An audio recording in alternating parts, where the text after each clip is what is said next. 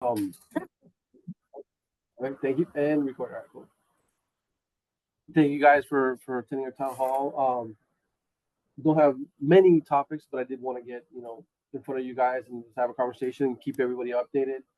I'm sorry if I start coughing throughout the meeting. I have this crazy cough that started this weekend and doesn't seem to be going away. All right, can everybody see the presentation on the screen? Angel, I think you need to put it in presentation mode. Okay, let me try that. Let's see. Oh, I got a couple of thumbs up.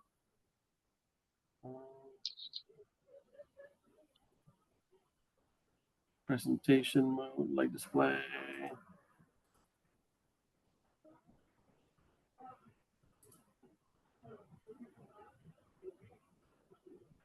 Don't see a presentation mode. Maybe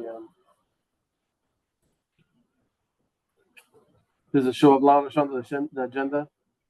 Well, it's on there. It just shows the next slide, and there are no notes. I don't. Oh, you know what? I think I know. Let me try this. Is that better? Yes. Is that bigger now? Sorry. Okay. Yes. Okay, cool. All right. So like I said, today we wanted to talk. The biggest thing I wanted to talk to our funding. Everybody knows what we're doing. We're advocating for our funding. There are movements for enrollment. The last couple of months was kind of crazy with all the funding stuff, so I wanted to catch up with everybody with that. Then kind of just give an update about some changes with the class that the state is coming up with, and then some upcoming meetings that Delvin is having, and then just talk about some small grants that we have coming out. So I will go ahead and move on to school readiness enrollment, just to try to give everybody a timeline of everything that's happened. It's in last March, the first thing we were told is we were going to lose $13 million, which put everybody in a straight movement to try to figure out what we could do. Ended up being when we ended up after the session ended, we were cut $7 million, but they added some language in the bill that rollover money from all the coalitions would be put together, and it would be rolled into coalitions in some point during the 25-26 year. So originally, when we came out with our budget, we had slowed down enrollment. We had to cut back on some provider grants and activities because we thought we were going to end up losing $7 million.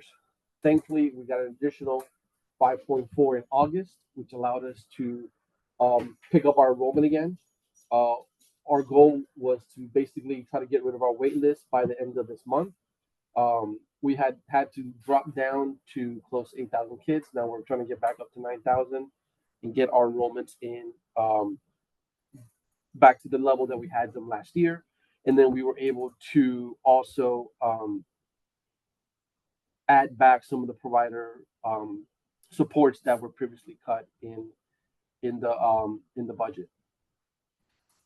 One of the specific reasons that we're targeting trying to maintain our enrollment as high as possible is that it appears all the funding formulas the state is using going forward are tied to how many children we serve. So we want to maintain those numbers up. So the next time that they do this at the next session, every year they're looking at budgets, it could show that the needs in Duval are still there, and we could maintain our enrollment and funding as high as we can. Because right now, with everything we're doing, we're trying to maintain. I don't anticipate a whole bunch of new money coming into the state for our programs.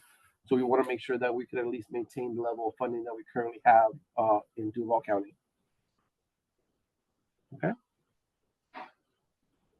Before I move on, because I know this is like my main section, I didn't know if there's any questions or any comments or anybody wanted to ask about the funding that we're currently receiving in school readiness. I had a question. This is Katya Paul from Little Nuggets. Mhm. Are you guys still doing something regarding like our parents that lost their voucher because they made too much?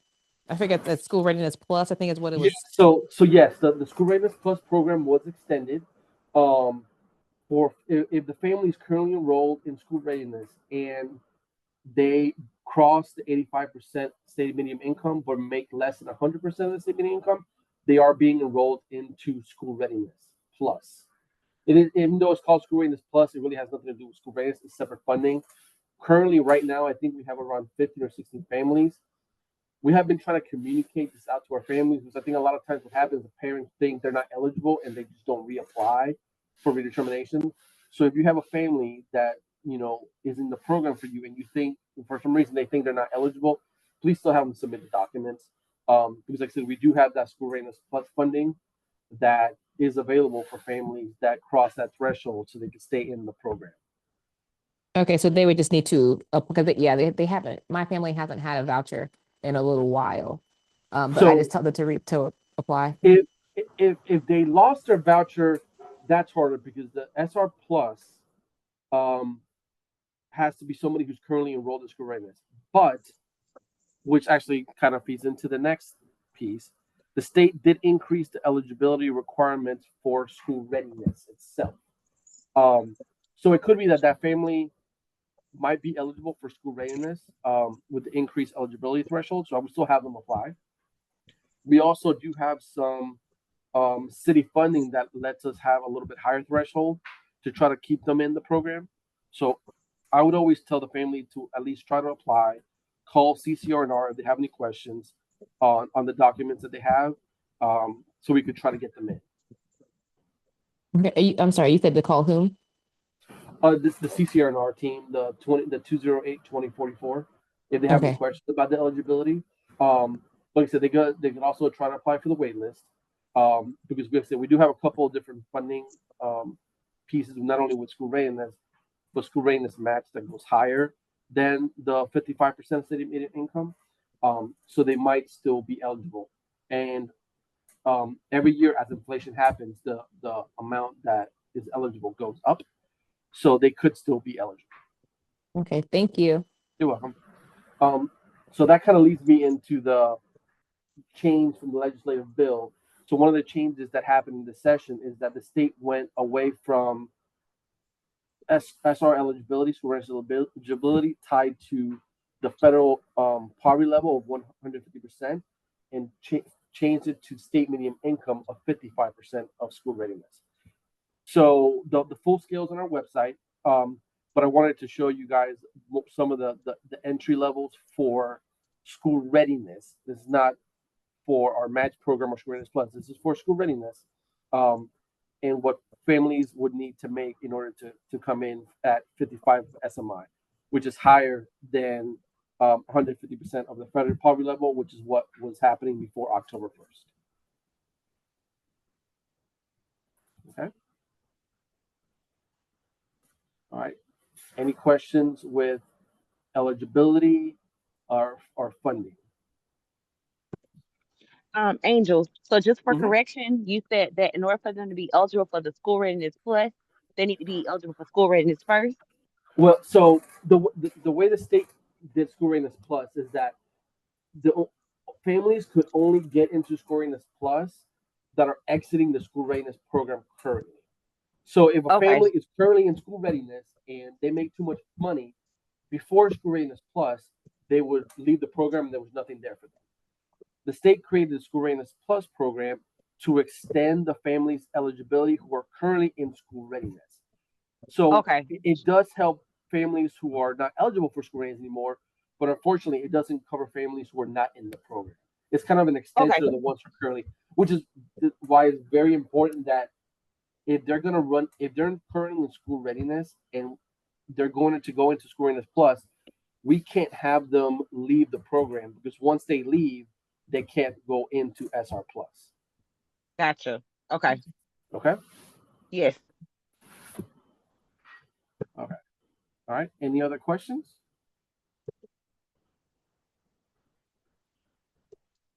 All right. I am going to move on to the updates with class. I'm going to pass it on to LaShonda.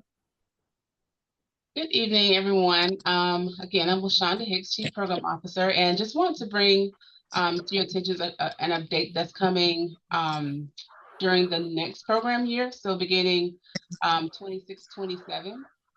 The state of Florida is transitioning across the state to the second edition for class. So what that means is, T-Stone created a slew of additional tools, but for us, there's a class second edition that's combined infant and toddler class. So right now it's proposed that beginning, again, with the 26-27 program year, there won't be a separate tool for infant class and toddler class. We'll look at both of those through one tool. And the other revision is the pre-K through third. And that's not much change for you guys. Those tools are very similar. But the pre-K class 2 now can be used through third grade classrooms. So like I said, the biggest change is combining the infant and toddler class tool, which is wonderful, I think, for the family childcare homes, because typically we'll have to choose a tool if there are infants and toddlers. And so that tool will now encompass all of those ages. So from birth all the way up to the age of 3. Okay. You can go to the next slide, Angel. And just briefly, I'm not going to go into detail about what a lot of those changes are. Just know that a lot of the changes were to clarify some of the language within the tools, not necessarily the content itself. And so what T-Stone did was they redefined what those dimension definitions were. They provide clarity, more examples, and that's easier for the assessor to, when they're coming out to observe. It helps them with their, provide clarity when they're observing and how to code and score those. Enhanced indicator definitions as well to support more accurate scoring. They updated the behavior markers, so those behaviors that the assessors are looking for. T-Stone really went into detail about what they should look like and in terms of child development across the gamut in the classroom. Inclusive language additions. So, if we're observing in a classroom where there may be children with special needs or disabilities, that is now fully inclusive in the class tool that we're using. Cultural backgrounds is also addressed. So this just helps the observer to give them a broader lens of what they're looking for in classrooms with, those varying abilities. And also supporting diverse settings. So again, like I mentioned, the family childcare homes, and even, preschool classrooms look different from one, program to another. So T-Stone really expanded what those behaviors would look like. And that's infused into the training for the observers and for the coaches that will also be providing support to you all. And the last thing, like I said, just the language updates to make the tool easier to understand and apply. That is amazing. So I will say that most of the assessors have already gone through the pre-K through third training. We're in the process now of trying to get the infant and toddler training. The state is providing training for all coalitions throughout the state. And as soon as we have more information for you guys, we'll definitely, put that out there in terms of trainings, whether we're offering the training or it's coming through the state. That has not been clearly laid out yet. But as soon as we get more information, we've already talked with Angel about possibly having another meeting or town hall just to go more into depth about the tool. I see a lot of awesomes and hearts. Like I said, it's really a good thing, especially, I go back to our family childcare homes, where you have, 3 toddlers and an infant in the classroom. We end up doing a toddler assessment. So that infant toddler now is, we're looking at every child the same way through the same lens. And so, and the biggest thing too is just more support for the observers and what they're looking for and what they're looking at in the classroom. Any questions for me that I can answer at this point?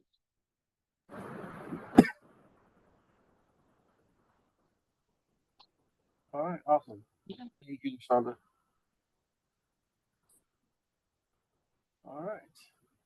So I moving have a on. question for Miss Oh. LaShonda. Oh, okay, go ahead. Miss LaShonda, is there any way that you can put your email in the chat? Because I like to send you an email, please. The chat is disabled on my end. Let me see. There we go. Yeah. Try again, LaShonda. I just undid it. I put it in there, and I'm also gonna put Kalita Bendoff. She's the director of program quality and assessment. I believe she's on here. Reach out to either one of us for support. And most of you have, all of you should have Kalita's email address.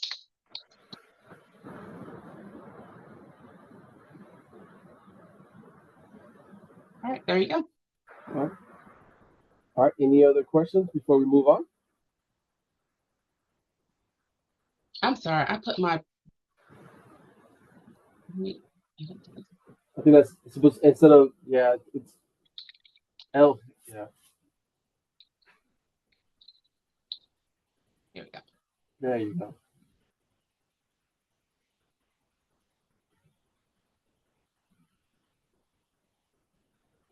All right. So the next thing I just wanted to, why is it not moving? There we go. I wanted to just make sure everybody knew about the Delden meetings that we're having alongside our Delden directors group, covering many different topics at the coalition.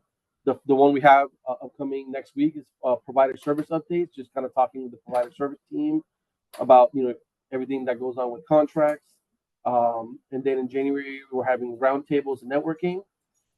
February, CCR and our resources, update from DCF in March, and then another roundtable in April. Please, contact Cheryl to register for any of the trainings. All right. Then the next. So I wanted to talk about just overall grant process.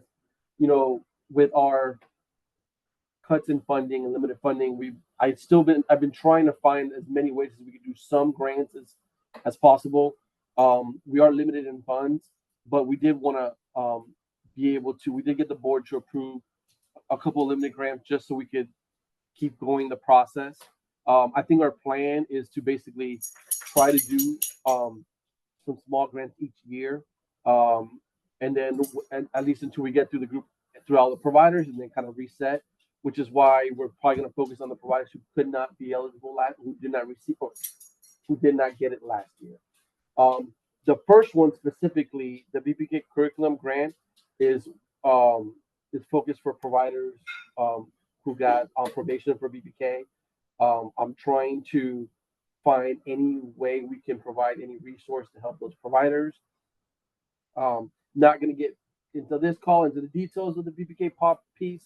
I have had conversations with the state already about some questions and concerns that providers have had, and I have had with the designation and how it's calculated.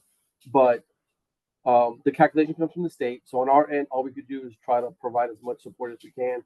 So we're doing the grant. I think every provider that is eligible for this has been contacted, but if for some reason you are a VPK pop and you need and you don't know about it, please reach out to us, to me, about getting and applying for the VPK curriculum training grant this fall. Then for the school readiness program grant, last year we did a professional development grant. We spent about $350,000 and it helped about 35 providers. So we're trying to do the same thing again. This year we are making some changes because it got a little overwhelming last year with the way it worked. We're going to go to more, instead of a time system, we're going to a scoring system based off a rubric on the grants that are applied. We only have, as you can see, we have room for 25 providers and 12 family homes. But our goal is in the future, or like right now to go forward, is to any provider that has received it, then they kind of get it, and then we move on to other providers in future years, so we could try to get it to everyone. And this grant is going to be focusing on STEAM trainings and we're focused with STEAM lessons with children. Any questions about grants, funding of the grants, applying for these? I had a question, Angel. So for the VPK curriculum, that's only for a provider that's on probation? Yes, because so the state requires providers who are on POP to buy new curriculum, and it's hard for, as you know, as a provider. Hey, I'm running my curriculum, and all of a sudden in August they're telling me I got to spend $5,000 to $10,000 on curriculum that I wasn't budgeting for. So we made a decision to say we need to help those providers that have these and unexpected costs come up out of nowhere. And that's why it was tied specifically to the providers on probation for VPK. Angel, you have a question in the chat for VPK POP. Have details been released on this yet? When you say for VPK on the scores or on the grants, because actually technically both have been released. If you are a VPK POP and you haven't heard anything about the curriculum, can you please shoot me an email? I'm gonna put it in the thing, and I will get you connected to the staff that is doing the grants. They're working on the application to get it out, but part of it was for we were asking providers what their curriculum choice is, because if they were choosing, I think it was either Frog Street or Creative, we were trying to contact the vendor directly because we knew there was a large number of providers who were using those grants. So we were trying to do larger purchases to save money.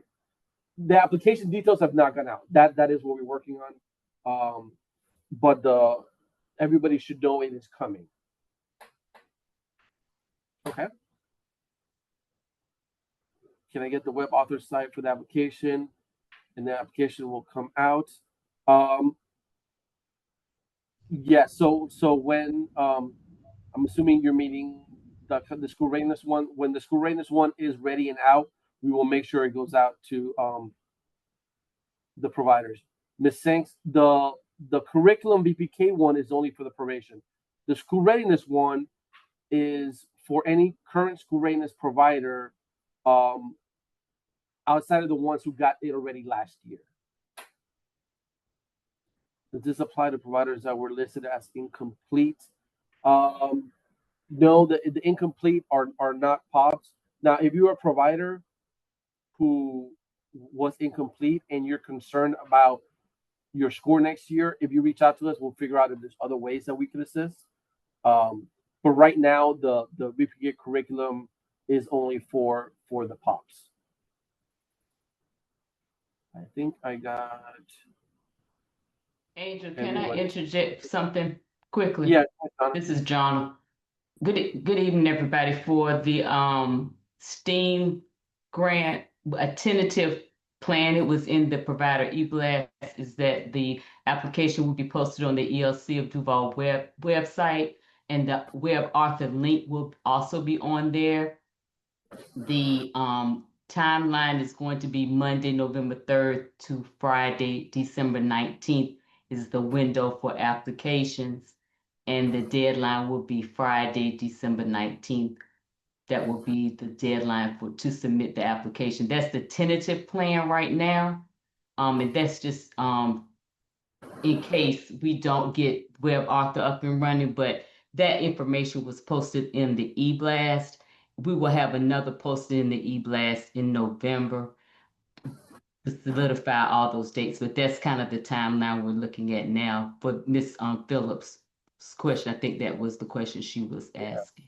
I know one of the concerns last year is to not do it all in December, so that's why we were trying to get it out earlier, so you could apply earlier and not have to wait during the holidays. For us choosing, it will be a scoring process. It's not going to be first come, first serve. That's what we're changing from last year, because last year the first come, first serve thing, it overloaded the system and didn't work. So there's going to be a rubric, and John, I don't know if you expand on the rubric, but it's going to be a rubric to kind of score the applications, and then try to get in as many, like I said, as many as we can. But it is limited to the funding that we have available. And Ms. Phillips, that's how you say, yeah. So it's not first come, first serve. It's going to be based. We're going to have that window open from November through December, and then after all of them come in, will go in through and score the applications and then award it based on the scoring on the rubric. Did I explain that correctly, John? Yes, and the rubric will be available to review.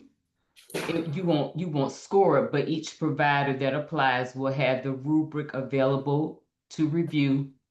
And so you will see what the scoring will look like and how the applications will be scored. All right. Any other questions?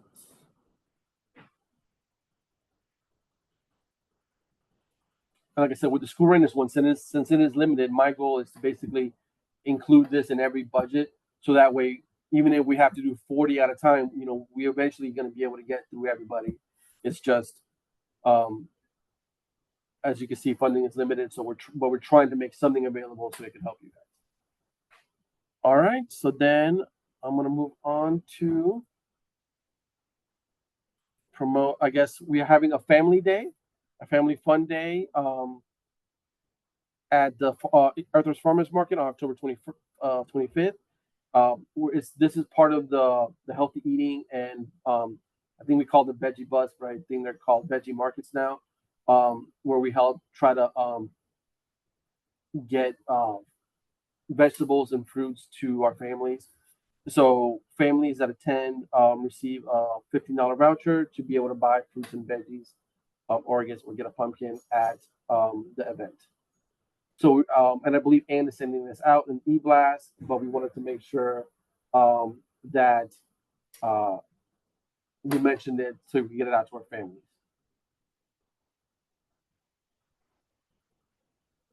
Ms. Sanks, I saw you.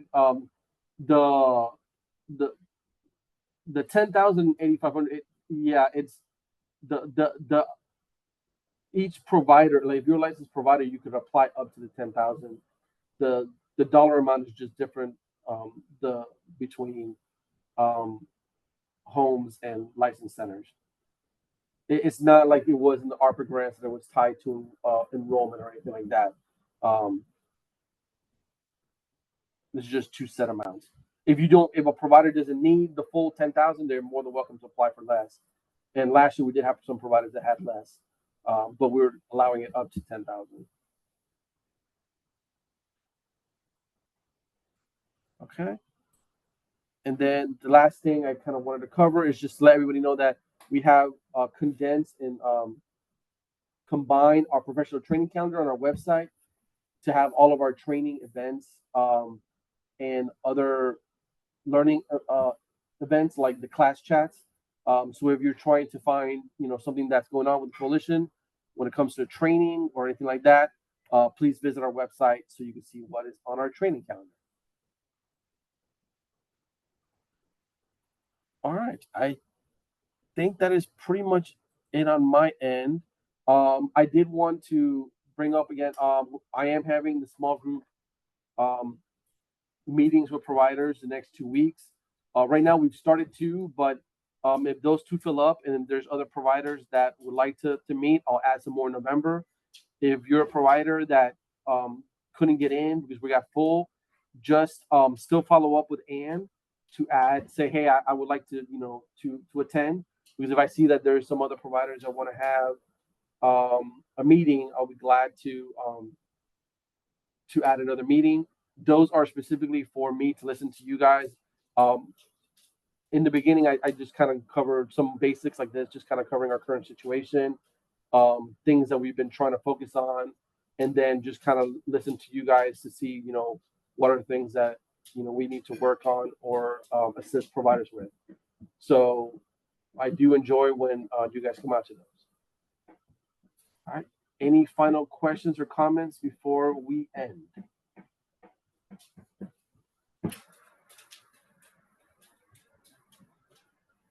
Okay.